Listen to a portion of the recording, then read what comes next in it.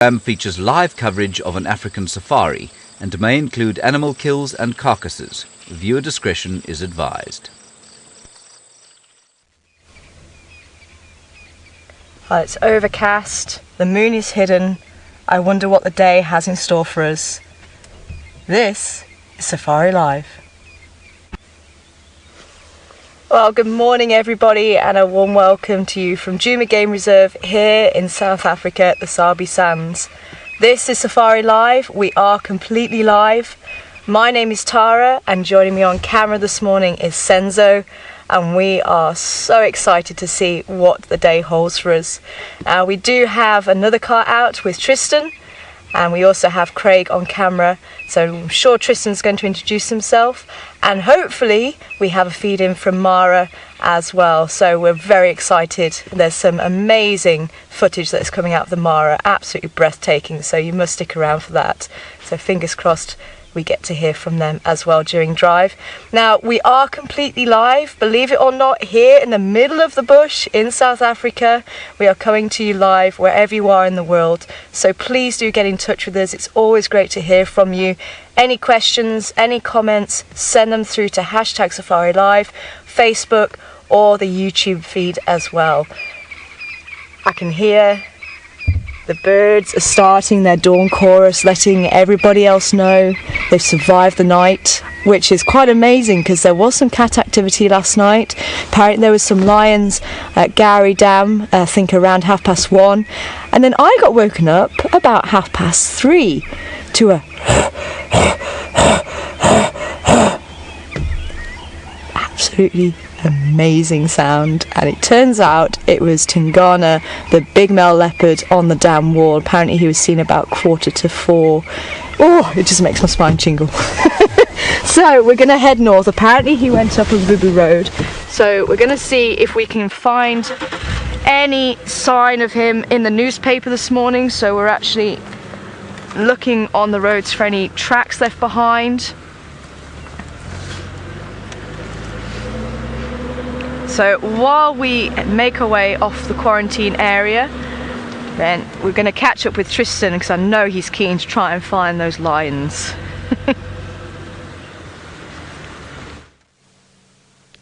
Good morning everybody, and welcome to our sunrise safari. As Tara has mentioned, we are trying to find the lions, and well, we've already got some evidence of them. So there's some footprints for a big male lion, and it seems as though he's walking southwards. So I'm going to go try and check on the other side on the power lines and see if he hasn't crossed there. Now, as Tara mentioned, my name is Tristan, and on camera today I've got Craig, aka the Batman, and well, it is a live safari, which means that we would like to hear from all of you. So #SafariLive on Twitter, should you want to ask any questions, or if you want to just say hello from wherever you've been watching. And thank you to those that did let us know about Tingana at the dam camp. I believe he was there around 3:30, so hopefully Tara will be lucky and he'll still be around. We know that he does walk a lot, but hopefully he is going to be here somewhere.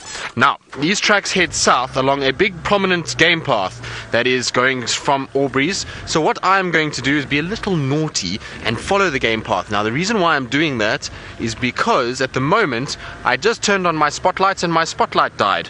It didn't want to it decided it wanted the morning off, and so the globe just gave in, and that was the end of that, and so we're without a spotlight. So I'd rather follow using the car's headlights that I can see where I'm going and see if there's any tracks ahead of me, than just to try and sort of drive past thicket like this where our lion could potentially be moving. So I'm just going to try and see if I can't get in that way and get back to this little path that is going straight towards the power lines. It's a pathway that's used really quite a lot by a lot of the animals here. I've followed a lot of leopard footprints down this pathway, and funny enough, just now back close to the camp we even had tracks for an aardvark coming from one of these pathways that leads towards the power lines, which was really cool to see. And they were nice fresh tracks, but as is with aardvarks, unfortunately, unless you catch them on the road, there's really no chance. But I just want to see, is his track still going down here? Yes, he's still walking straight down this road, so I'm going to try and see if I can't get over a log here. There we go. Now I would expect this track to probably go straight over power lines and then down towards Impala Plains. Now hopefully from there they haven't crossed into Arathusa, because it's either he's going to turn down towards Zoe's or he's going to go straight across Impala Plains and out. But I'm hoping that he's got a bit sidetracked and ended up sticking onto one of our areas, on our open areas, and is lying there. We did hear lions roaring, but it sounded like a little bit more to the north. I don't think it could have been this guy. Maybe it's possible that it was him, but we'll just have to follow and find out. Now we'll go along this path and then we'll get to a big termite mound shortly, and then from there they usually go on the right side of the termite mound. We unfortunately will probably have to go around the left side of the termite mound. There's not really a place for the car to drive.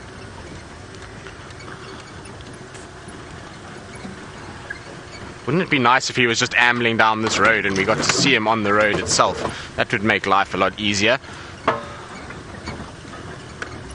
But we'll just bump along and see what we can find. So there's our termite mound. Like I said, we'll go left. Generally they just go over that log and go straight to the right hand side. So I'm pretty sure I'll find his tracks on the other side now that we haven't found him here.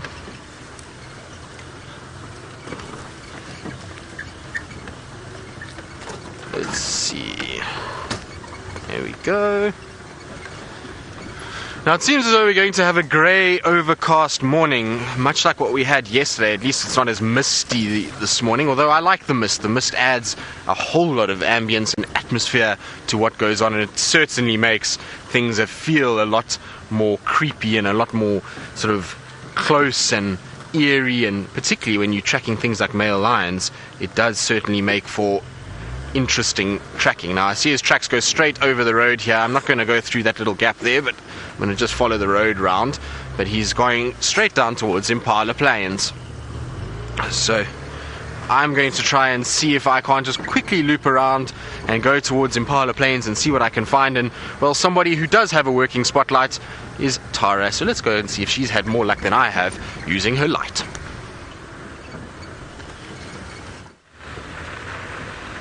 Oh yeah, well it's definitely working, but it's not finding much apart from a few impala eyes. Now that's one thing that we do use the spotlight for, especially if we've got new viewers kind of wondering why we are using the spotlight or how we use the spotlight. So yes, you can spot the animals' bodies, but it's actually the eyes that we look for.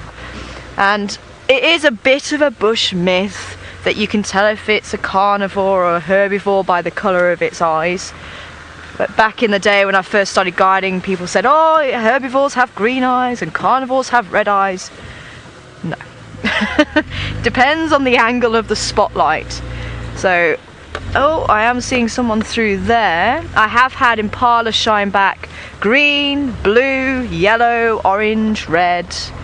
And I've also had lion shine back green, yellow, red, blue. Blue does seem to come out a lot more on the carnivores than it does. So if I do find blue eyes, I do tend to think, oh, we might have a carnivore. But that's the only one that I really think pops out. Especially with them being so, well, a lot of their heads quite low to the ground. And as I say, it's all to do with the angle of the spotlight. Interestingly enough, you don't tend to get eye shine back from rhino. Not generally, but I think it's because the eye is so low. Maybe you just don't get the spotlight at the right angle for them.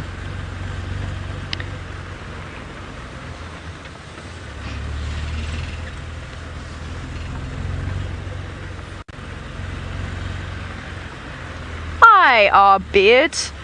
I would love to say I know the leopards by voice, but unfortunately I did have a little help from the dam cam to ID the leopard, and Tristan this morning said to me, oh, there was a leopard, because I said to him, oh, I heard the leopard calling.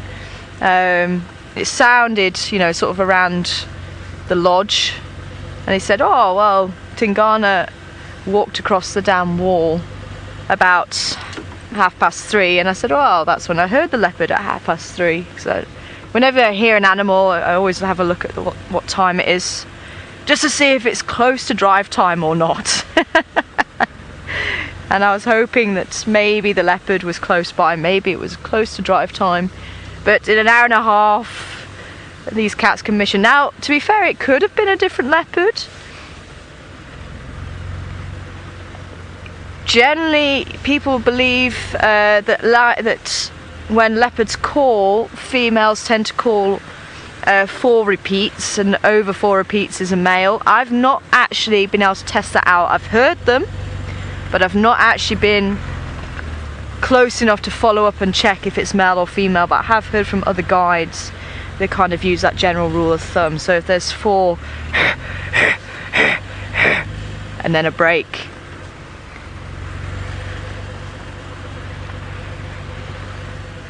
and I think it was about 5 or 6 that I heard, but I was kind of half asleep when I first started hearing it as well. But it was the direction of the dam, so putting 2 and 2 together, maybe coming up with 6. But it does sound the most logical explanation.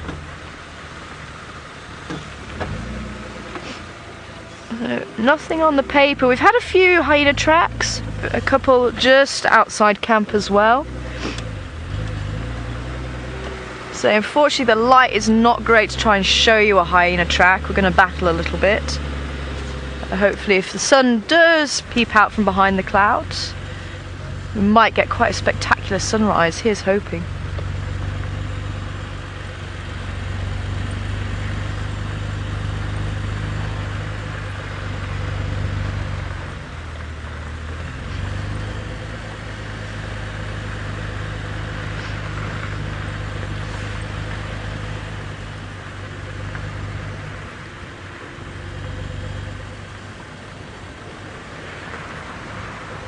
Definitely Neen. Neen's saying very glad that rhinos cannot be spotlighted. Makes it all the harder to find them. Very much so. They definitely need all the help they can get. So I like any excuse to talk about rhino because they are just amazing creatures, and obviously they are really under threat at the moment.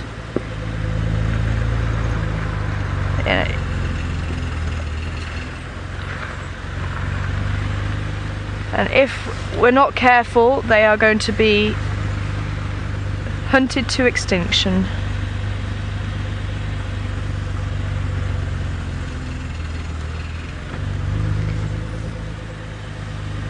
Sorry, I missed who that comment was from, but someone's saying that they love the anticipation. Ah, safari wild time. Yes, safari wild time. Absolutely love the anticipation. That's what's the beauty about going on drive. You just don't know what is around the next corner. Literally, what is around the next corner. And with it being overcast, it stays cool. The cats can be a lot more active during the day. I'm just checking out termite mounds because they're going to hold the heat, and on the roads as well, so the cats might be making use of those warm patches. I know I would be. It's about 13 degrees this morning, so a little bit on the chilly side. You can see we've got our thick coats on. I've got my gloves on again this morning. Senzo looks like he's got a sleeping bag wrapped around him, but he's definitely more exposed than me, bless. At least I'm a little bit protected by Rusty.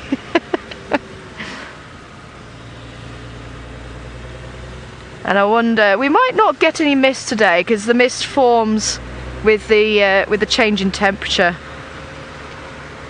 So I'm hoping there's not going to be too much mist forming today. Just a dust cloud apparently. Take it slightly easy.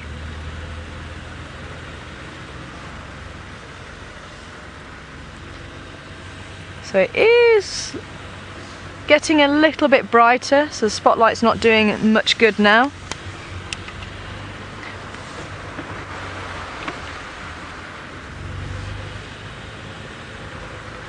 Was hoping to find you maybe a little owlet. They may still be out. Now some of the lighter coloured owls could be out this time of day. Andra, also hoping to see an owl.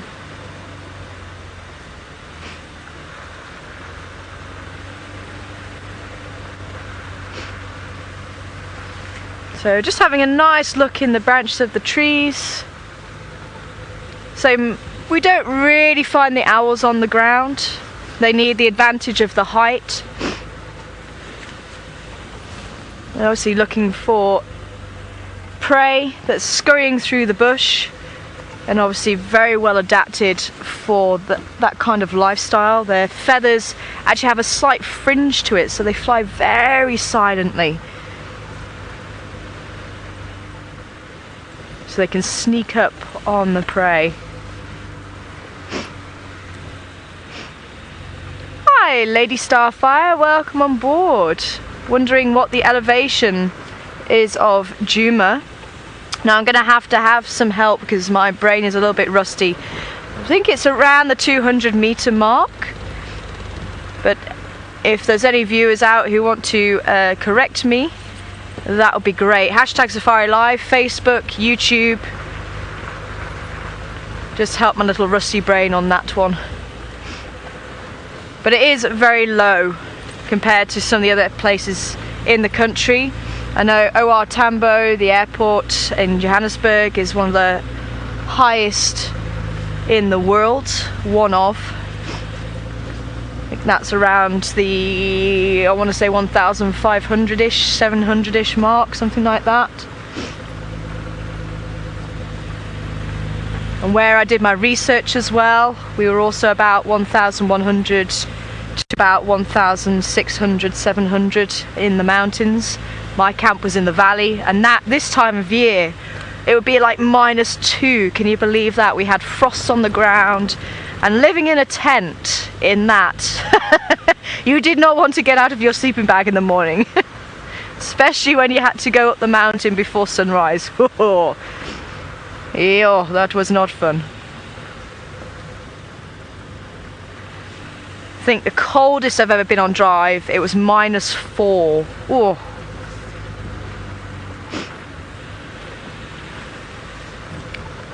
Hi, B Smithy.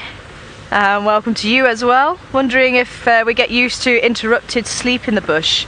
Yeah, you do, and I think unless you're completely flat out, you definitely sleep very well in the bush.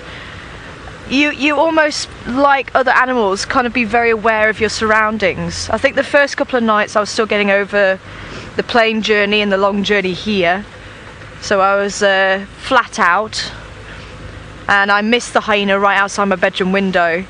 But then the third night I did actually hear the hyenas, which was an absolute treat, and I definitely am so thrilled to have heard all the wonderful sounds of the bush. The lions calling, which we heard first thing this morning, and the leopard last night. It is just absolutely wonderful. So magical. Okay. So we're going to keep checking here. So we're at Tamboti Dam now.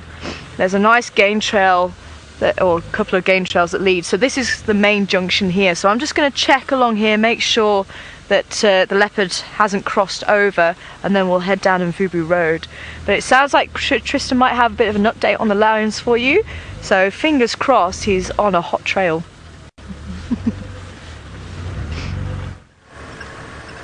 Well, we do. It seems like our male lion has met up with some females on Impala Plains, and they then started to come eastwards. So I'm now trying to just figure out where they go from here.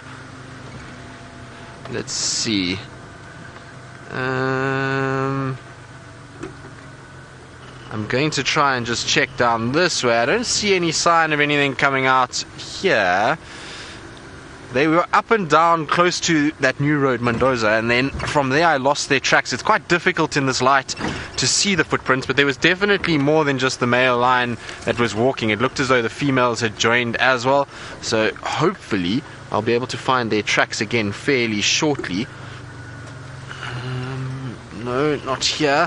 And it will be easy on a road like this. We would have seen tracks really strewn across this area. There's a few civet tracks that are on the road at the moment. What was that, Craig?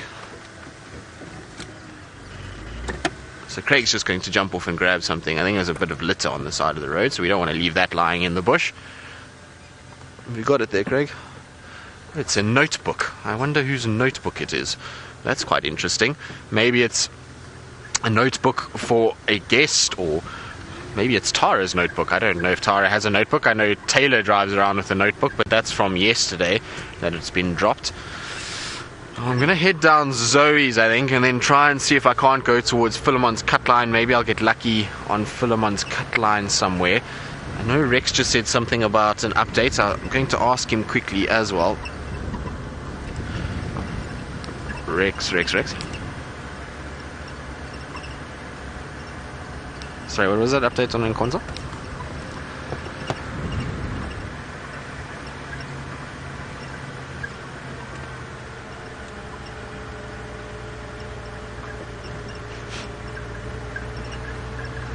So it's tracks for what sounds like Tingana going south now on Twin Dams. So that's what those are, which doesn't really concern us too much. We're going to have to try and see. I wonder where these lions have gone, because all of a sudden their tracks have just disappeared. I don't know if maybe they went potentially up towards Zoe's, and I just missed them going that way. There's definitely nothing that's come out in this direction, so I'll probably take that new road back to where I was and try and check Zoe's again and see if they might have popped out there. They could also, of course, cut into one of these blocks and just be lying down, and so I'll have to go back to the last tracks and then check where they go from there. But I thought we would have seen them coming out in this direction. But good news to see a few female tracks in amongst the male tracks. Now, there is a bird of prey sitting in a tree over here. Craig, maybe a little forward for you might be better. There we go, that should be good. So, it looks like a brown snake eagle. Yes, I think brown snake eagle is what I would go with. It's got that big rounded head and those bare featherless legs, so you can see the little legs sticking out. Most of our other eagles out here would have nice big feathered legs, and we'd be able to see the feathering around the legs, whereas this one, nice and bald, so immediately points you in the direction of the snake eagles. This particular snake eagle also spends a lot of time in this area. That's why it's my first thought more than anything else. Often see it sitting in these dead, or not dead I suppose, but these trees that have no leaves on at the moment, and it watches out for varying reptiles that could be slithering about in this area, or serpents should I say, and it'll then swoop down from there once it gets a little bit warmer. It's now at the moment a little bit on the cool side and not too many thermals to be able to ride or to be able to fly away and try and catch what it's looking for, so still taking it easy. I was hoping it would be a batelier with some vultures. That would have been quite nice if there were some of those around. It would have indicated that maybe our lions were successful in hunting something. Joe, you say it's so awesome. Well, I do like snake eagles. They're beautiful. I wish we saw more of the black-chested snake eagles. They're one of the prettier eagles we get out here. They've got this sort of dark chest with this white that comes down and then these brown wings, and they really are very pretty and birds. And we used to see them a lot down in the south of the reserve, so I used to see them a lot around Singita, but up here it seems for some reason we don't see too many of them. There was one that was hanging around Elephant Plains for a long time. I don't know what's happened to it. It seems to have disappeared, but there was that one. So it'd be nice though if we had another one that joined us, because they, like I say, are pretty. It was always fun to watch snake eagles, especially if you can get them down when they've got a snake. Interesting how they go about things. They generally try and land quite close to the head and grab that snake by just behind the back of the head, and then they'll try and immobilize it as soon as possible by breaking the spine with the talons and then pecking away at the base of the head itself, and that then just stops them having to deal with a writhing, slithering serpent while they're trying to fly off, and then generally they fly and land somewhere where they'll then be able to feed on it. So the reason why they don't often sit where they are with it is because they're not the biggest eagle. So you'll have eagles like bateliers, the vultures, tawny eagles, which are slightly bulkier and bigger, and those eagles will easily be able to dominate a smaller eagle like that. And so if it's out in the open and very sort of exposed, you're going to find a situation where it's going to get chased off its food. So they rather go find a sort of sheltered tree, and then they can feed quickly off their snake up there.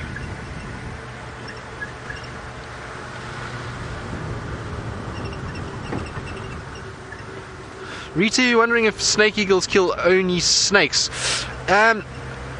From what I've seen, I've only ever seen them eating snakes. I've never seen them eating anything else. I surmise, though, and in my mind think that it's completely feasible that they would eat other things. So I'm pretty sure that there would be some other food items that they would feed on.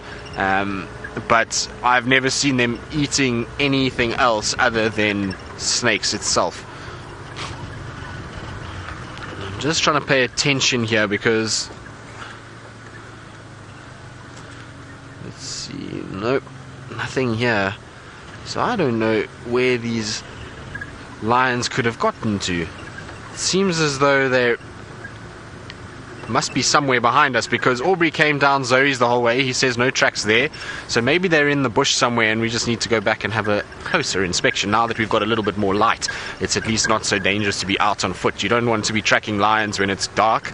It's never the best idea, because as much as they are big animals, they blend in so well in that gloomy sort of dawn and dusk light that it's asking for trouble to be on foot during the when it's still quite dark. So a little bit dark to have been tracking, but now at least it's lightened up a bit. I can get out and try and see what I can find. I hope they didn't turn and go back, though. That will be a sad state of affairs.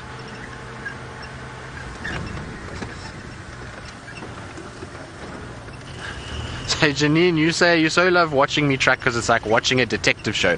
Well, it is a bit like detective work. You kind of got to figure out what's going on, and you've got to look and see, okay, these tracks go in this direction, and then you've got to sort of decode what happened during the night. And the thing is that these lions might have walked here at 8 o'clock last night, and they've now covered a huge amount of distance, and so it takes a bit more time to actually find them. But it is fun to do, and I can tell you, as much as you love watching it, I love doing it. It's tracking is one of the most, I don't know, engaging exercises, and it's almost tests you to your basic instincts. You got to work out where it's gone. You got to think a little bit like that animal and be able to try and see if you can't find it using, you know, an old school method. So rather than having, you know, tracking collars and things like that, it's much better to be able to then test your own skills and your eyes and your ears and everything like that to be able to find an animal. So I do enjoy it as well, so I'm glad that you are, and hopefully our tracking detective work will be successful this morning. But I believe Tara has used her eyes and her abilities to track to find a rather well camouflaged animal.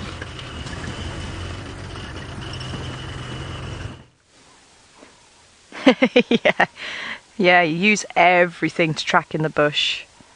Your knowledge, your eyes, your sense of smell. As much as you can, you just glean as much information. So as we were trying to track to see where our leopard went across the wall, we did have two males. I'm going to actually let you guys decide what it is. So hashtag Safari Live, Facebook or YouTube, what antelope is this?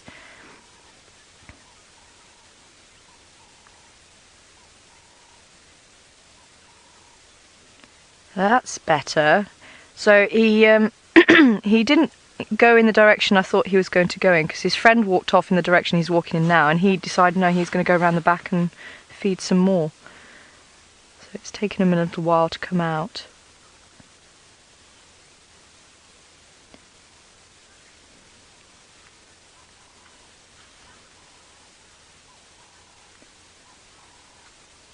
Lara Mora coming back with Niala. Well done. And also saying the white spots look like tears. And they do. Oh, I thought he was going to start displaying then. I'm just absolutely amazed at how many Niala bull are around here. We actually found 7 bulls together. That was just absolutely incredible. I've never seen that many bulls together. And I don't really think that that's the norm for them either. I'm just going to try and pull back a little bit more just so we can get one last glimpse of him, because they are just so impressive. With that charcoal black and their stockings. So you might be able to work them out as he comes into the open there. There he is.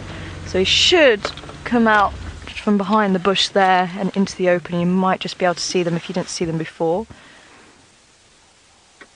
So wearing sort of a rusty orange yellow stocking. You can just about make it out.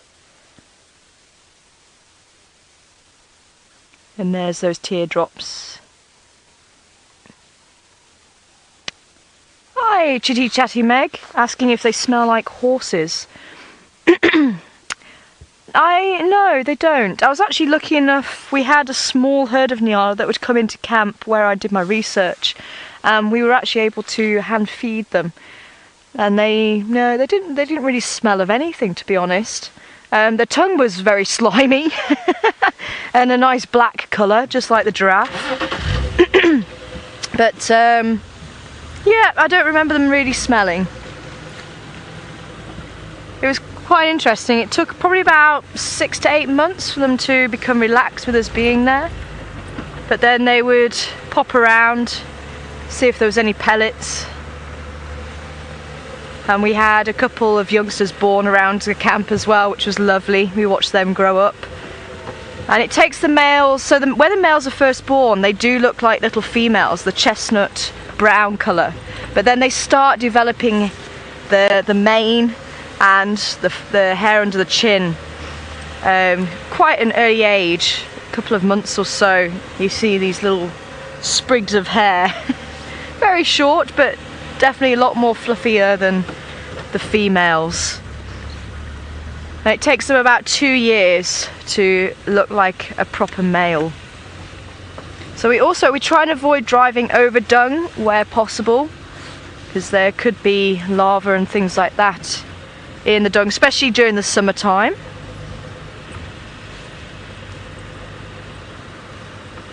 Phil asking if we can identify some dung today. Ah, we definitely can, Phil. That's one of my favourite subjects. So I'll see if I can find some dung. So here we go. So it sounds like Phil might be a new viewer on board. So let me just grab a piece of dung here. We can have a look at it.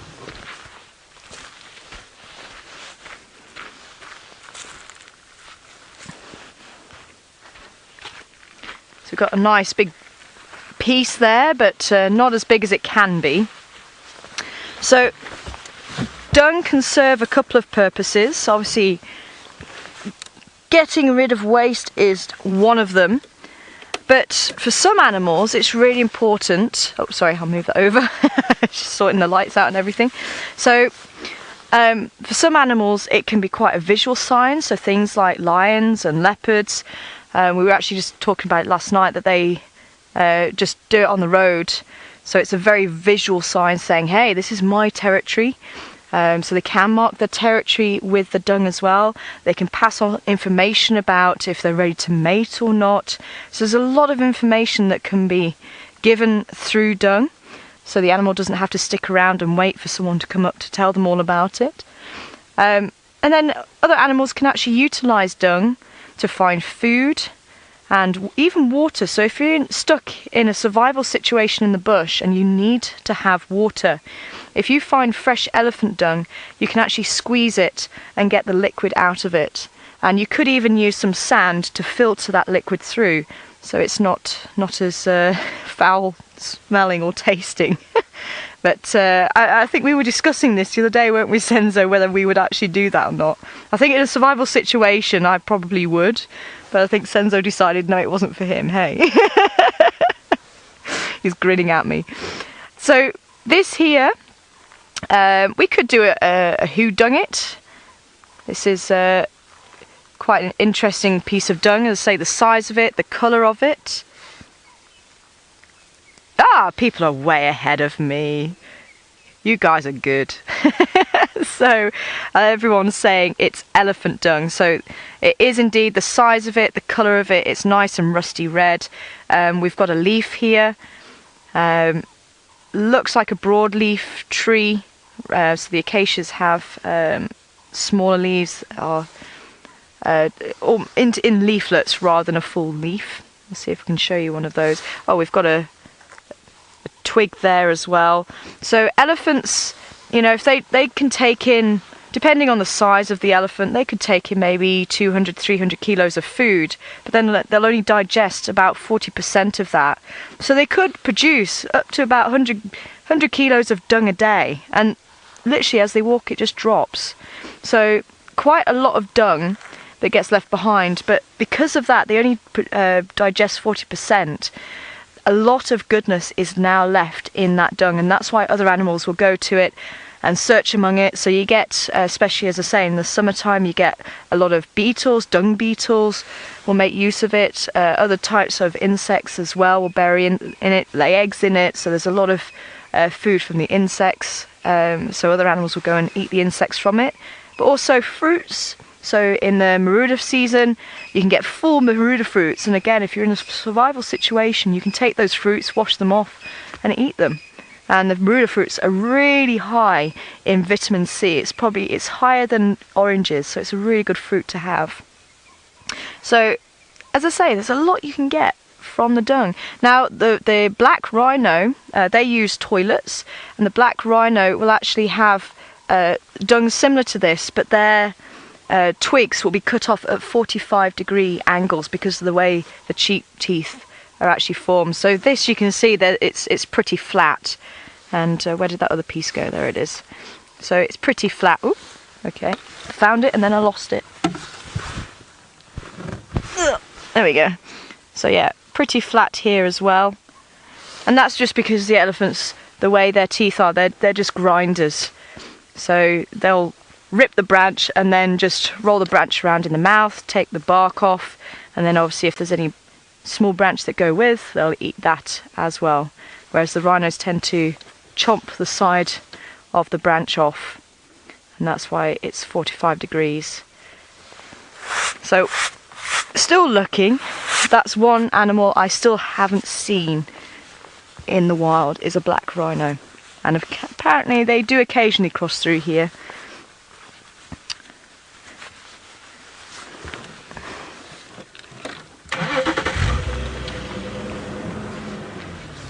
Hi Velma, welcome on board, asking which rhino I like best. I haven't had much experience with black rhino.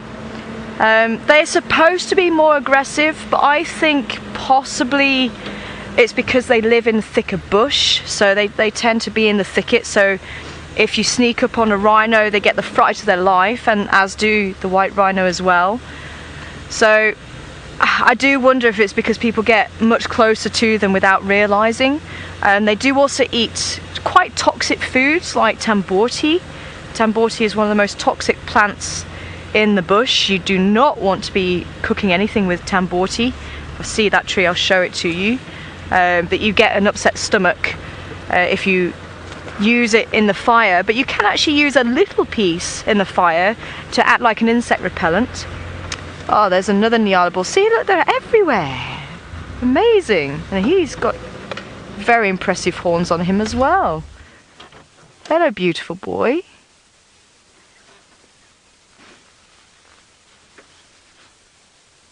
Yeah, and they'll also eat euphorbias as well, which are also toxic. So maybe that just puts them in a bad mood. Because I know porcupines also will eat those type of plants, and they tend to be quite in a bad mood. You can see that shock of white mane down the back of the Niala. And when they're displaying, they'll actually erect that to make themselves look even bigger. And we've actually been lucky enough to see them displaying recently. But they're not territorial, so they don't fight over territory. It's purely over the females and the right to mate. But that's really what the territory is about. Animals will hold a territory, defend it for breeding rights, but obviously if they have a patch of land, they can get a few females on there and hopefully have breeding rights to those.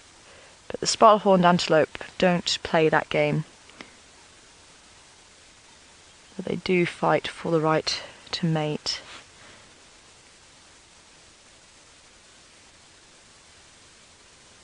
There he goes.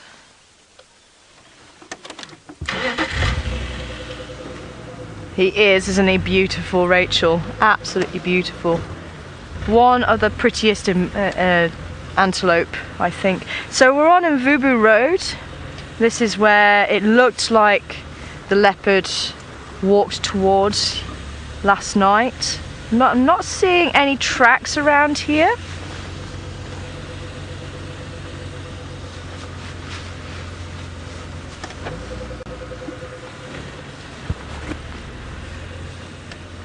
Yeah, yes, I haven't even picked that one up. I have found spots on the Niala bull.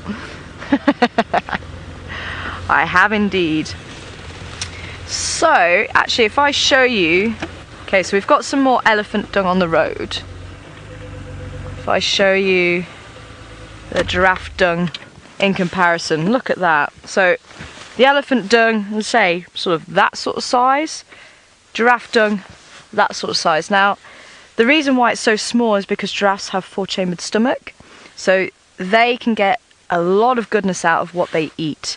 They chew the cud, so they regurgitate it, they chew it around, mix it with saliva, mix it with the bacteria from the first chamber in the stomach, so they can start breaking down the cellulose straight away. So as it goes through the normal digestive system, so that the 3 other chambers of the stomach, all the cellulose is broken down, so that by the time that has hit the intestines, the small intestine, it can all be absorbed. Whereas with the elephant, the rhino, they're all hindgut fermenters. So by the time that they actually break down the cellulose, it's actually in the appendix, or what is the equivalent of the appendix. It's the cecum in between the 2 intestines. So it's only the large intestine that can actually absorb what the cecum has broken down. So that's why there's a lot that's wasted that comes out the other end. So that's the hindgut fermenters versus the 4-chambered stomach, or the ruminants.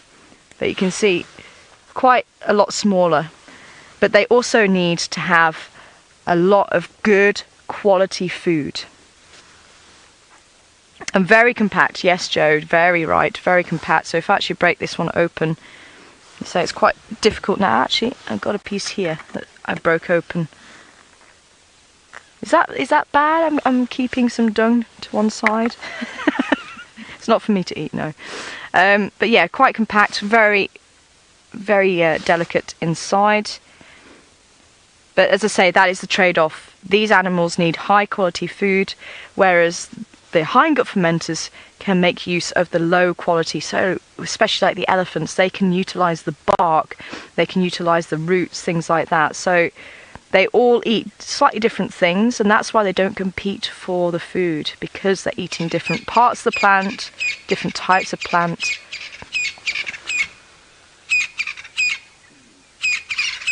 Where are you? You want to be on camera, I can hear. Crested Franklin calling. Oh, there they are, underneath the guari. Busy preening, getting ready for the day. They are such a pretty bird.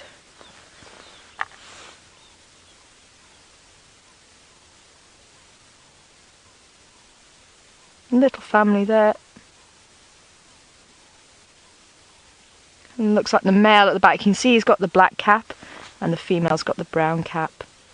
Or less of a darker cap. Now their territories are quite small, so they were just making sure that all the other crested francolin know they have survived, they are still here, and that is what the dawn chorus is all about. So it's reiterating that they still have their territory, so don't bother trying to take over.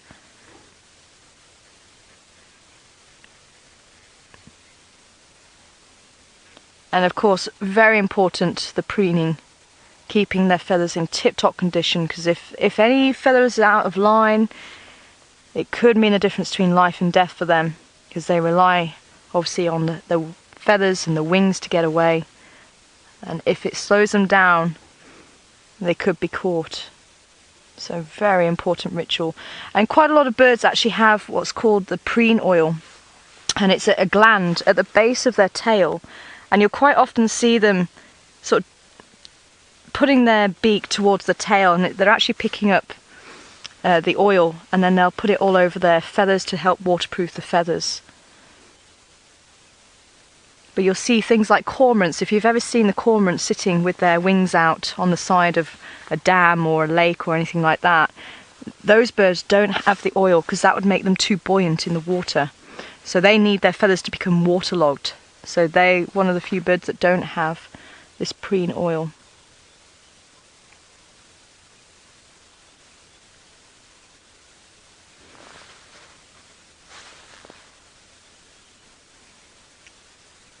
Hi, Angela, asking if francolins are only ground birds or do they fly high?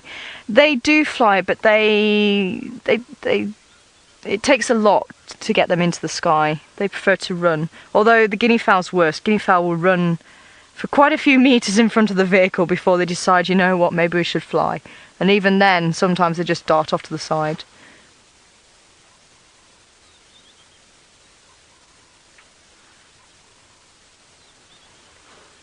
Ah, okay. Well, apparently Shungile has actually been seen along Gallagher's shortcut. So we were actually going to head down to the dam and then back along the little track behind the pan.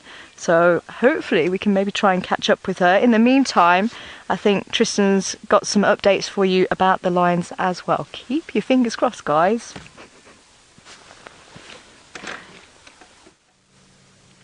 Well, we'll get into the lions just now, but we've stumbled upon some ellies instead. So we've got a nice grouping of ellies. It doesn't look like there's too many of them. There's a third one that I can see in the background, but that's just the group that I can see. I'm not sure where the rest may be. It's not short trunks herd by the looks of it, because I don't see a small baby in amongst them. I might be wrong. The small baby might be on the other side of that thicket, and it might be her herd, but at the moment it's just the three that I can see.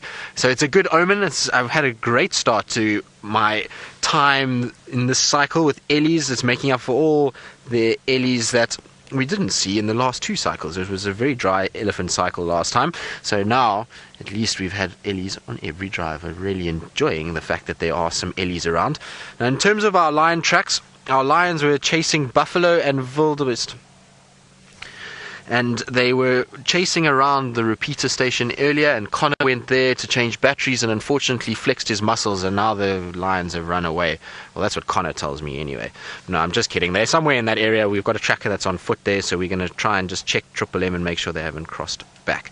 Now, Riti, you say elephants, and well, Riti, I have agreed completely. They're some of the most incredible animals, and I love spending time with them, especially at this time of the day when it's still quite cool. They're often feeding extensively, and there's a lot of sort of satisfaction in just watching their faces. I always love the expressions that their eyes and their mouth seems to give when they're feeding. They look so content. It's like somebody eating their favorite meal. Their kind of eyes close a little bit as they savor the taste of all the trees and grasses that they're busy feeding on. So it's always a joy to watch ellies when they're in this kind of mood.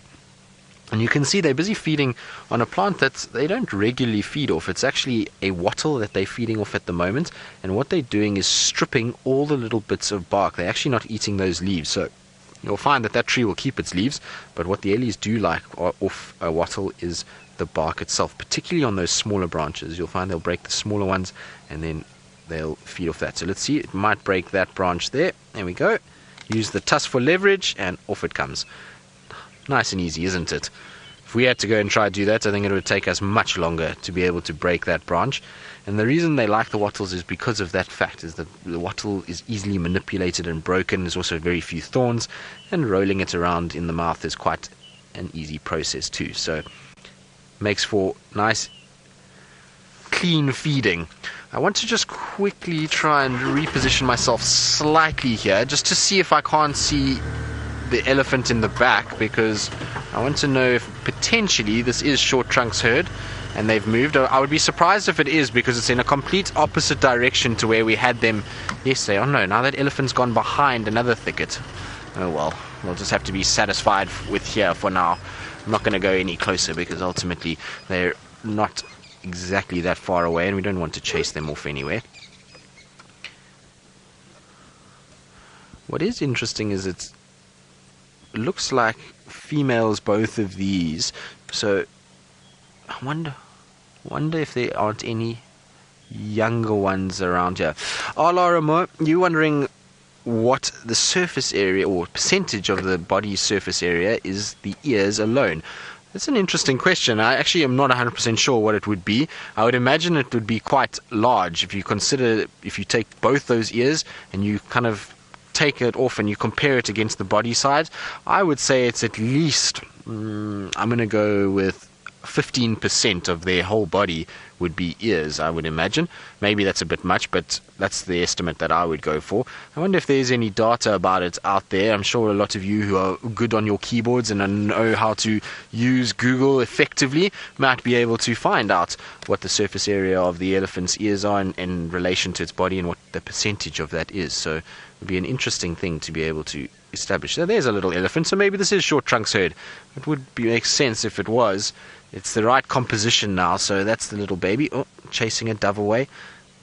I love when baby elephants chase birds. It's the most comical thing to watch. The funniest is when they try and chase swallows. Swallows are these fast-flying birds, and they come swooping in, particularly near water or on roads. In the Kruger Park, you see it a lot because the tar roads there, the swallows often going over those tar roads, and you'll find that the ellies try and chase them, but they're so quick that the ellies get completely confused as to what's going on, and it causes a little bit of an issue.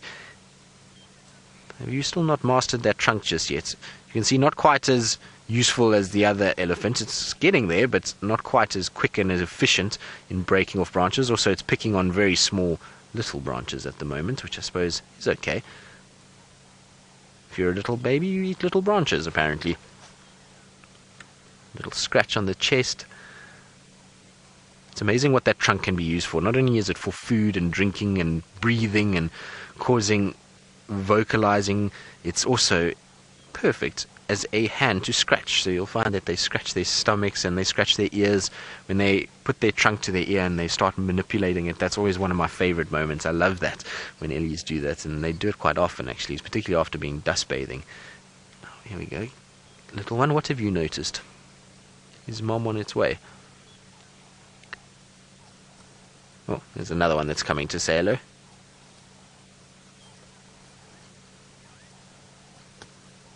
Copel, you say elephants are so much like us and they have a lifespan like us too. Well, it's true. They are very similar to us. They, in a lot of respects, there's a lot of sort of social and behavioral aspects to elephant that us as humans use and practice quite often. So, and they are very similar, and it is an amazing animal to spend time around. They show us a lot of things that remind us of people, and that's probably what endears them to us. Even though they are big and for some people quite scary, they're an animal that at least is able to sort of show some sort of human qualities in a way that endears us to them. So they're very, very special animals. You can see the little one is now moving off, and it is short trunks herd. I can actually see her now quite clearly, so that's her over there. You can just see that stubby trunk a little bit through the branches. You've walked a long way since yesterday, my girl. So yesterday they were quite close to the Buffelshoek boundary north of Niala, and we're right on the sort of central western boundary of Djuma. So they've travelled quite a big distance, and they must have done a big loop around the camp, feeding in all those drainage lines yesterday, and then emerged this side and is now starting to move towards Arathusa. I would imagine they're going to go towards Red Dam from here. Red Dam is the nearest drinking point from where we are now. So you can see her shortened trunk as she goes. There we are.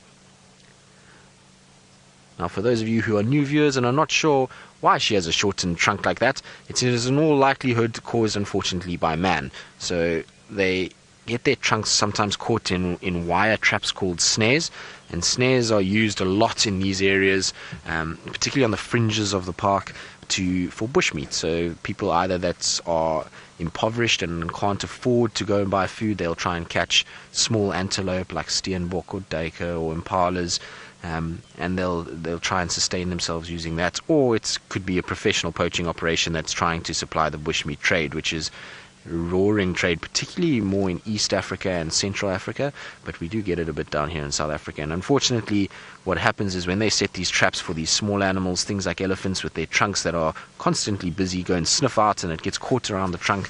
But because the elephant is so powerful, it's able to often tear that snare off the tree and away, and is able to then free itself. But the consequence of that is that noose of that snare basically tightens around the trunk and severs the trunk off, and you end up with a situation where this poor animal loses the tip of its trunk. And this particular elephant is lucky in some respects that it's still got a really decent section of trunk. It helps it to be able to feed and to be able to utilize it still in the way that any other elephant would. Whereas some other elephants unfortunately get ones that get severed right up near the tusks, and that becomes very difficult for them in life. But isn't she special?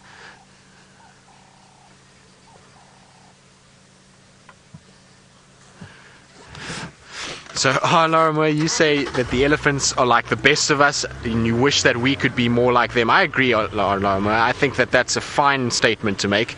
Ellies tend to have all the best qualities, and they really are a special animal. And if people were like elephants and were so dedicated to their family and to looking after one another and to protecting one another and being just the way Ellies are, which is pretty graceful and relaxed for the most part, we would be in a much better world, that's for sure. The only problem with Ellies is that they tend to be a little bit on the destructive side in places, and that's unfortunately again man's doing. So a lot of people persecute elephants for their destructive nature and the fact that they really destroy vast tracts of bush, and that is true, but we must remember that unfortunately we've restricted them into certain areas and they no longer can move a lot like they used to be able to. There was a thought that the elephants here in the Kruger National Park used to travel all the way up to southern Tanzania, which is basically where our Kenyan team is, so it's a very long way away, and that was the migratory route of our Ellies. But through civilization and people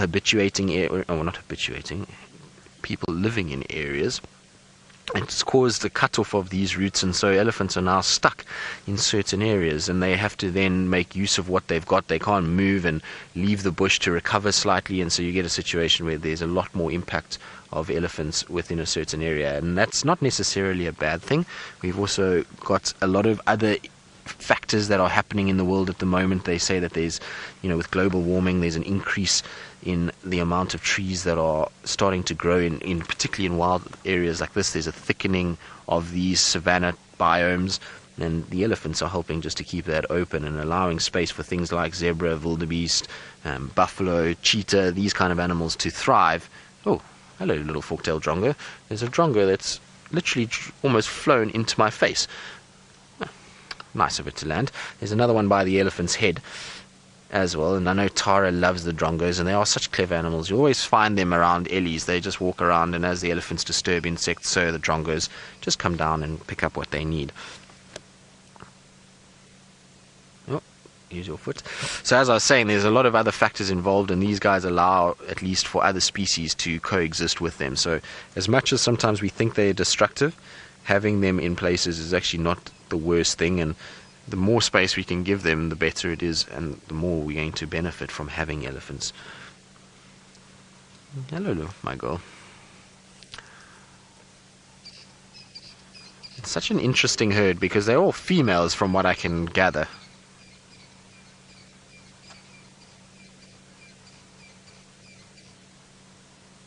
Corey's mom, you want to know whether the lack of large buffalo herds at the moment is going to benefit any of the other animals that are around here.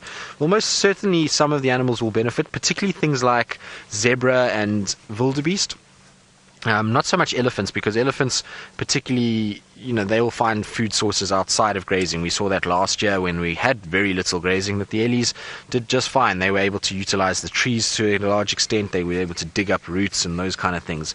So the elephants not so much, but things like zebra and wildebeest, most definitely. When a large herd of buffalo comes through, what they're not grazing, they tend to be trampling and stomping and smashing with their hooves, and so when they're around, they cause a lot more destruction, and it's difficult for things like zebra and wildebeest to find the same sort of nutrients after a big herd of buffalo has moved through the area, or lots of big herds of buffalo have moved through the area. So it definitely has benefited those, and that's probably why we've had quite a constant sort of stream of wildebeest and zebra on Djuma. I know in times gone by, those two animals are often a tough animal to find in the Sabi sands. We sometimes struggle to find them, and here in Djuma this year we've really not had too many problems with both of those species. There's been lots of them really around, and so it's helped a lot for them rather than any of the other animals.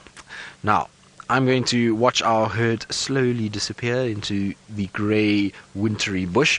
And while we do that, I believe Tara is on the hot heels of Shongile, and hopefully she's got an update that is very positive for us. Hopefully, we're just on the Galago shortcut now. I'm just looking for where the tracks of the vehicles went in. I'm hoping this is them. They're just west of the hyena den, so here's hoping.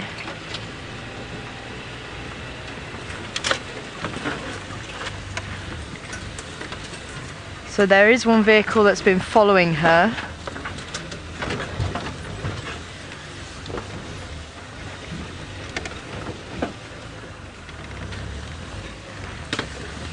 Rex and come in.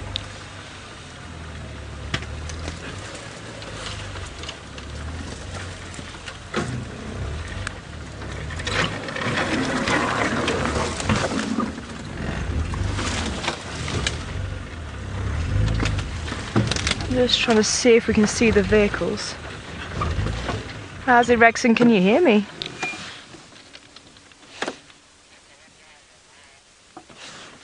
I thought I followed your and Konzo's off Galago shortcut onto that little 2 track that was forming. Is that correct? Going west?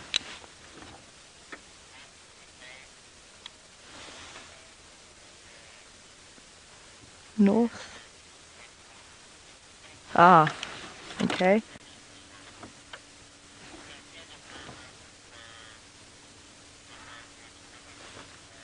Oh, right. Okay, so we're a little bit.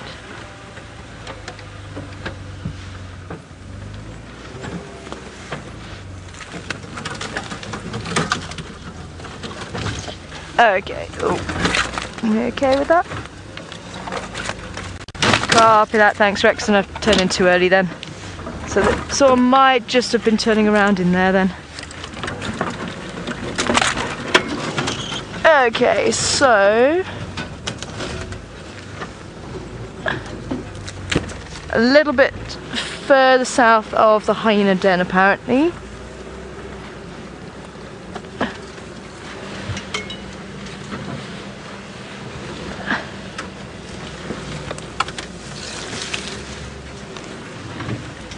Thinking I couldn't see where the rest of the tracks went. Okay. So she's in the bush somewhere.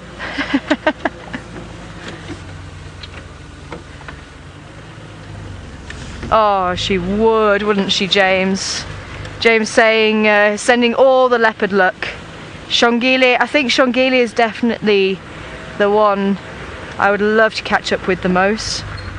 Having met her brother yesterday, and apparently she does sound like she has some traits of her mother as well, Karula, especially with the markings across her head. The wow. And Karula definitely had a wow factor about her. Okay, so just looking for the turn off to the hyena den. Going a little bit south of there. So still just looking for the vehicle tracks to go that are going in.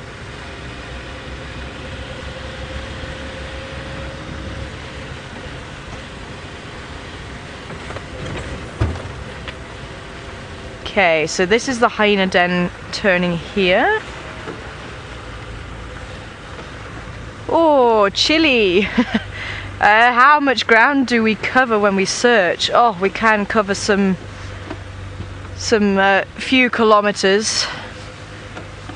Sometimes depends on where we go, but it could be a quarter of a tank worth of petrol.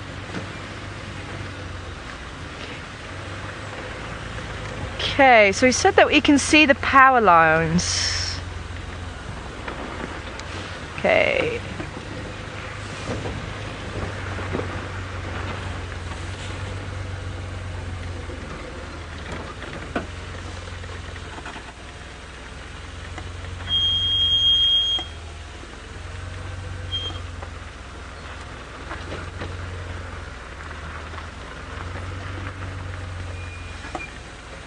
big jackalberry.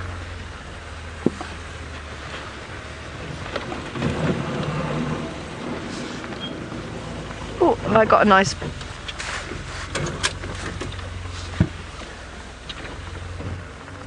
Okay.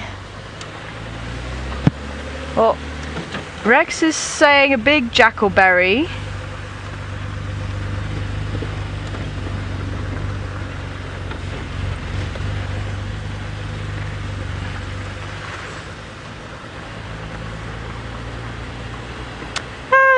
Yes, I forgot about that, Bernice, saying about we used to leave a branch in the road for the others to follow to make sure we went out on the right tracks. But Rex said to go west from the hyena den, but I didn't see any tracks going west. But he said he can see the power lines. Rex, come in.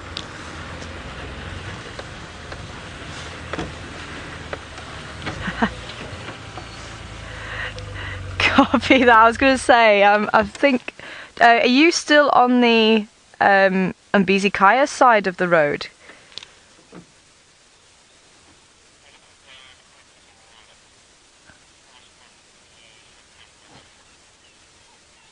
Yeah, I can hear the calling, so we're not too far away. So I was thinking it was this side, but maybe he is.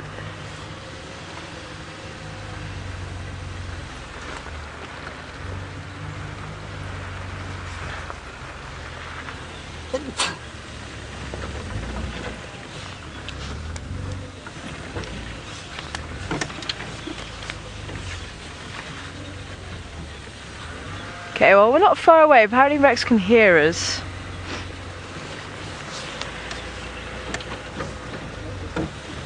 Yeah, I think it must be this side. Because I thought it was that side. Because he keeps saying west, and that is the west. Which was why I thought it was that side, but maybe he's still on the... Said north of the drainage line, so it's over there. So Angela asked him what jackalberry is. It's a big tree, usually, and the fruits, a lot of animals, including jackals, will actually eat.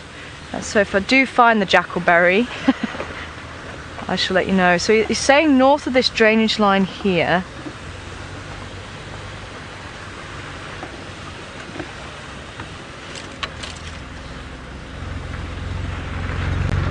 Okay, well, let's try.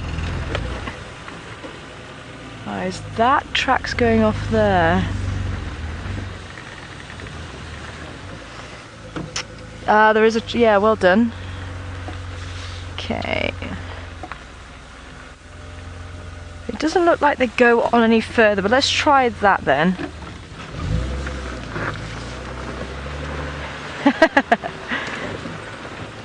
So hopefully we're going to keep trying to find Shongile and Rexon. While we do that, I think we're going to get an update from Tristan, see what he's up to. Well, Tara, I'm sure you're bouncing off the walls with excitement to see the little princess. It will be Tara's first time to see Shongile, I think, so she must be super excited to see her, because, well, who wouldn't want to see Shongile? She's so pretty, and I'm hoping that Tara will find her fairly shortly. Now, if these two little antelopes stop bounding away, it'll be quite nice. Are you chasing each other? Look, it's two males chasing each other. It's a territorial standoff between two Steinbuck. Look, there they go chasing, bounding after one another, so both of those are males. Oh, that's cool. That's the first time I've actually seen that. So normally you see the male and female together, but that's definitely two males. They must have wandered into each other's territory, and now there's a little territorial dispute going, and the one's been vanquished by another one. So off it goes. But our lion tracking mission at the moment is still going. We definitely have no sign of the Nkuhumas crossing to Arethusa, but what has crossed is the male lion. So he went across, but the females, no sign of them crossing at all. So they were chasing buffalo and all those kind of things, and I wonder if maybe they didn't just catch something, and we've now just got to find them wherever they are inside one of these thickets, and maybe, just maybe, they might have a meal. Wouldn't that be nice if our Nkuhuma pride was on a buffalo kill? Not that we have many buffalo around, but it would be interesting if they were. Impalas, are you looking a bit nervous? I wonder. Maybe it's from the Steinbuck running around. The impala's got a bit of a fright. They sometimes do have that situation. Now, for those of you that are wondering about whether or not the Mara will be present this morning, we are trying to get them online. There's a slight technical issue that we've had since yesterday afternoon with the Mara, so hopefully that will get sorted out at some point and they'll be able to join us. I know Brent is out and about on that side, so hopefully we will see them at some point this morning.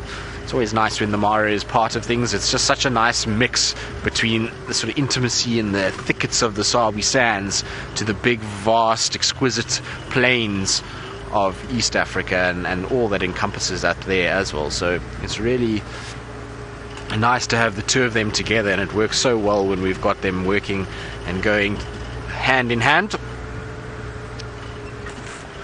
Now, while I'm driving here and just checking around for any sign of the Nkuhuma pride, it's always a good place just to have a little lookout for Shadow. Now, I know some of you have not seen much of Shadow recently, and well, neither have I suppose, but it's always a good place to check for her. She seems to pop out at the most random times in the most random places, but this, I would imagine, would be a great place to check for her. So I'm just having a little squiz and just having a little look in case, you never know, maybe she's shows herself somewhere here and we get lucky and we find her lurking in this area. She likes this drainage line on our left hand side. She spends a lot of time with the cub that side, and so she goes in, drops the cub off and goes and hunts and then comes back again. But it seems as though she's been spending a lot of time also in Hofmans. There's a really nice area for a leopard and a cub to spend time there. It's a big grove of monkey orange, and so monkey orange is a plant that we get here, for those that don't know, that is a sort of quite stunted in its growth, and it's got spines, and it's not really a very pleasant tree for us to drive around and drive over, but it's a good place if you're a leopard to raise your cubs.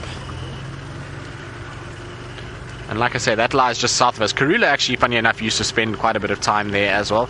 She used to go in, and I used to find her quite often. There's a road that runs parallel with where we are now on the southern side of the boundary on Hofmans, and she used to often be in the marulas there and stalking around and using the thickets to hunt. There's some wildebeest tracks going over south, but no lion tracks on top of those. I wonder. I'm going to actually just go quickly towards Treehouse Dam, just in case our lions have maybe gone a little bit further east.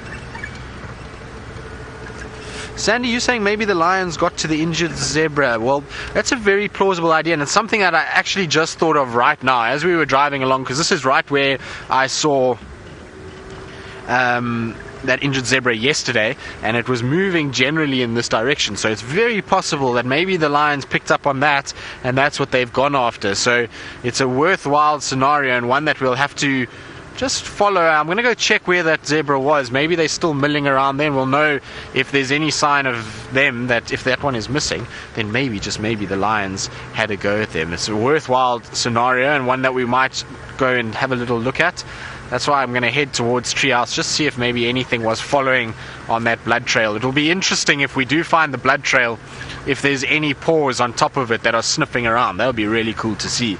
So I'm going to check where I had that blood yesterday, where I circled it, and see if maybe a hyena or lions potentially walked on top of that blood trail. The thing is, though, is that I didn't find any tracks for these lions crossing to this direction, so I think they're still behind me somewhere, but you never know. You might have missed the tracks. But it doesn't look like the whole pride either. So when I saw Aubrey just now, we were chatting about it, and it looks as though it's the cubs with maybe 2 or 3 of the females. It doesn't look like all the females are there. It doesn't seem as though the whole pride crossed over. So unless they split off and they were hunting prior to that and they were inside the thickets, and you found a situation where maybe some of them were already stalking and they were walking parallel, but from the tracks that I could see, it looked like just cubs with 2 or 3 females that were walking around. But this is where I had the zebras yesterday, just on my left hand side. There's no sign of them now, which is not that uncommon. Let's just check around carefully here. There's some impalas lurking and feeding, so I don't think there's anything serious right here. There's a little duiker going away from us, I think. Is it a duiker or a Steinbuck? Staring into the sun a little bit. I'm going to try and see if we can't just get alongside it. There we go. A little Steinbuck male. Don't go the other way because there's a whole dispute going on there, and you can see our Steinbuck just disappearing. Little horns that indicate it's a male, big ears, and that perfect coloration to blend in the grass. You can imagine if that Steinbuck lies down now and just puts its ears down, how easily that animal is going to disappear. And that's why they got the name rock buck. Steinbuck is Afrikaans, so steen is a rock or brick, or stone actually, and buck is a buck.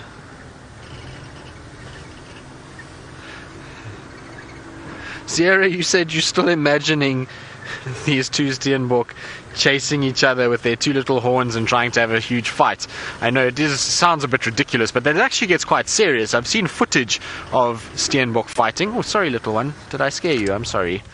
There it goes, just bounding off onto the left there. It's actually a very relaxed Steinbuck. It must be the one that hangs around on Gowrie Main, because Gowrie Main's a road where lots of traffic goes up and down, and it seems as though it's quite used to the vehicles at this stage. It's not really too worried, but typical of an antelope. See behind a tree, and look at that camouflage. Isn't that amazing? Only now when it comes out do you see it easily. Are you going to come right out for us?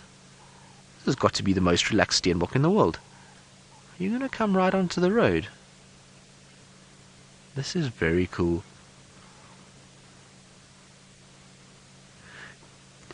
Chitty Chatty Meg, you say cute. Well, they are cute, aren't they? They're probably the cutest animals we have out here. This has got to be the most amazing Steinbuck sighting. Oh, there we go. No, lost its nerve going over the road. That was super cool. We normally just get these fleeting glimpses of their backsides disappearing, so to see one kind of bounding across the road is really very, very cool indeed. So happy to see that, that's for sure. Right, now this is where our zebra was. I see there's some tracks for zebra going southwards, so I just want to quickly check on this blood trail if there was anything that followed it. I'm pretty sure hyenas, they generally use this route. They might have come and sniffed around. Let's see.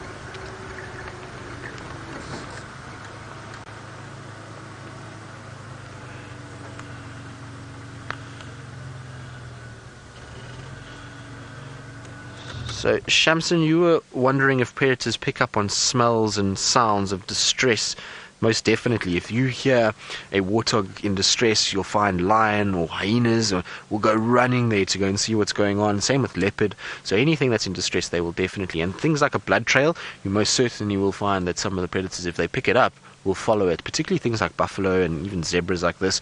If there's a large, big blood trail and the animals can pick it up, they'll definitely follow it. I was just looking at the blood trail from the zebra that's on my right-hand side now, but it doesn't look like anything has come and sniffed around. There's just a few antelope tracks that are here, and that's about it. So nothing came and sniffed, and had a little look at that, which is quite surprising because this is normally a highway for the hyenas. They generally up and down all over the place here. So I'm quite surprised that they didn't pick up that scent. Maybe further on they might have picked it up, and that's why they didn't come this way. It's amazing the sense of smell that they have, that they're able to smell droplets of blood. It's much like sharks. Sharks are absolutely fascinating, and it would be so amazing if one day we did manage to get something underwater and be able to see all of these creatures that not only above land, but imagine if we could do it underwater too, with all of you on, I suppose, under the sea with us. That would be really cool. What is that? There we go. There's a waterbuck. Now, it's not a very good view of a waterbuck, but there is a big waterbuck male that is slowly but surely meandering through the bush. There we are. slightly hidden behind the trees. Always love when they just stop and stare at you. Waterbuck have got probably the best nose in the world. A lot of the ladies love their nose because it's got a little heart on the nose. So for those of you that haven't noticed, there we go. It's a little heart-shaped nose. And then that big white ring on the bum and that white chin stripe make it quite an easy animal to identify. They're ones that are pretty much only things that look anything like that out here. So you'll find that they tend to spend a lot of time near water. I'm just looking because it seems to be staring over its shoulder, and I was wondering if there wasn't any sign of anything, but it doesn't look like it. Maybe there's another waterbuck around. You tend to find that they stick quite close to water, and we're not too far from Treehouse Dam, so not surprising that they're heading in that direction. It's not that they require water as much as something like a buffalo, so buffalo would actually probably drink water a lot more than what the waterbuck would, but waterbuck use water to be able to stay away from predators and to use it to evade predation. So that's why they generally are quite close to it. So if something like, let's say, wild dogs or lions, they could then run towards the water, get themselves inside there, and most of those animals are not really fond of water and they'll leave them alone. The dogs are a little bit different because I've seen dogs going into water fairly regularly, and particularly if it's water quite shallow like Treehouse Dam would be, they wouldn't hesitate to go bounding in there to try and go after an animal. Things that are a little bit bigger like Chitwa Dam, there's no chance. They would just run around the edge and try and wait out that animal, and sometimes they do, and sometimes they just lose a bit of patience and run off.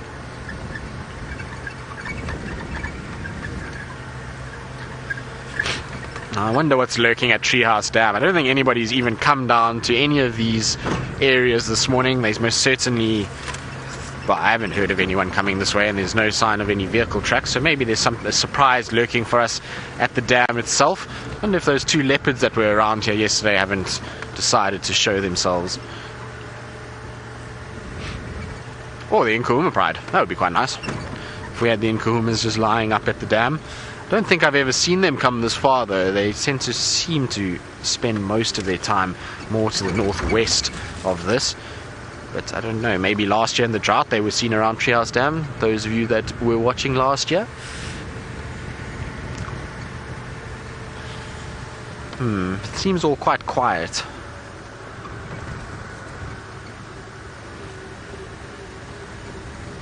So Bernice, I'm just trying to think if I heard this correctly. You're asking if any of the Nkuhuma lionesses have Mapocho blood in them. I'm not 100% sure if they do. To be honest, I don't know. It's a good question. I don't think so, though. I think the only Mapocho blood at the moment is the Ottawa Pride. They've got some, and I think there is still the male alive that was from the Solala Pride called Solo. But those are the only Mapocho bloodlines that I know of that are still continuing. I might be wrong, and I'm sure somebody can correct me on this, but that, as far as I know, is the only Mapocho bloodlines that I'm aware of. So it's not something I don't think the Nkuhumas have. I think they come from a different bloodline. The Djumas, I think, might have been involved there with some of those lionesses. So for those of you who don't know the Djumas, they were males that were with the Nkuhuma Pride in, 2011? Yeah, 2010, 2011, around that area. That's when the Djumas were dominant, and they unfortunately then disappeared. So they might be fathers. I'm just trying to think who else could be. Majingalans might be involved there. I don't actually know for sure. I mean, remember when the Nkuhumas, when I was at Chitwa, the Nkuhumas were a bit of a sort of mystery. We used to see them every now and then, very seldom though, up in the sort of northern parts of Simambili, but otherwise not too much. We used to see a lot more of what's now known as the Mangan Pride. They used to spend a lot of time in the north when I was at Chitwa. We used to see them, and then obviously the Styx Pride was another one that we saw a lot of. So those were the prides that we saw, and I'm not 100% sure on the lineage of the Nkuhumas and who exactly could potentially be the fathers for those lionesses. But what we do know, is talking about the Nkuhumas, is that they definitely did not come to Treehouse Dam. There's absolutely no sign of any Nkuhuma Pride members coming this way. And I haven't actually heard from Aubrey. I don't know if he's maybe on foot at the moment. And hopefully if he is on foot, that he's having some sort of success. And I believe Tara has been bundu bashing and on the radio and looking for a magical jackalberry tree to lead her to the pot of gold that is Shongile, and well, hopefully she's found it.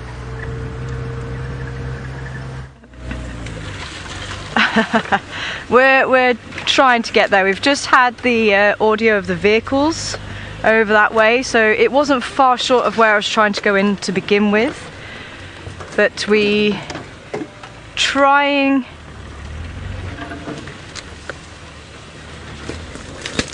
to see if we can catch up with where the vehicles are.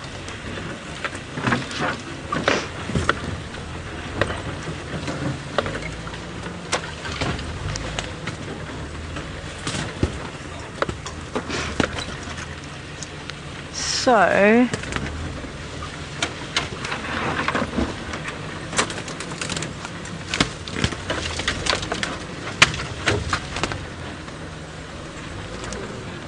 okay, I'm seeing the air tracks of the tires, so that's where the vegetation has been pushed down, so I'm hoping we are on the right track.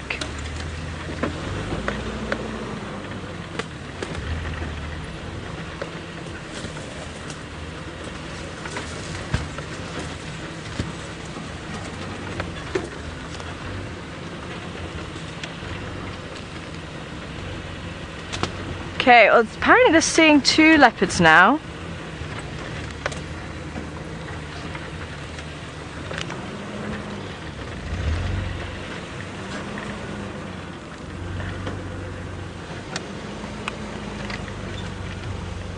Okay, so it sounds like they're on the move. Oh, you okay there?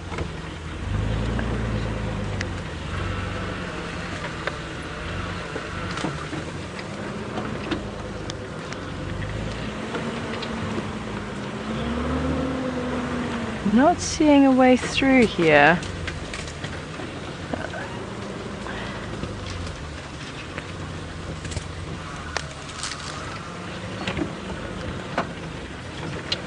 Okay, I'm just gonna see if we can try and get straight ahead. Okay.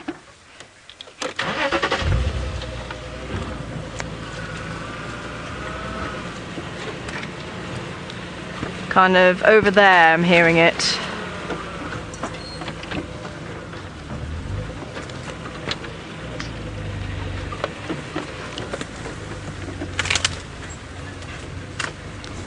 Go ahead.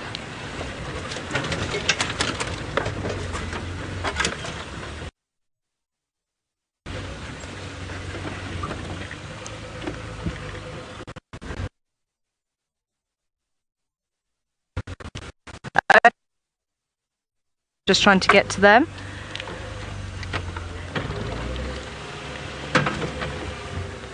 If I can see a way through.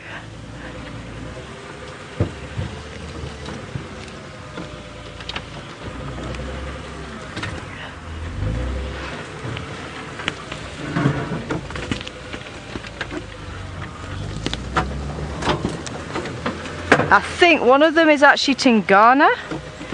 I think he's just popped out onto Aubrey's Road.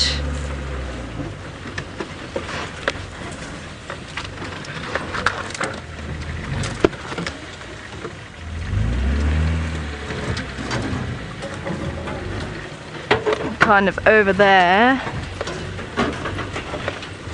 So at the moment I'm just trying to follow the sound of the vehicle.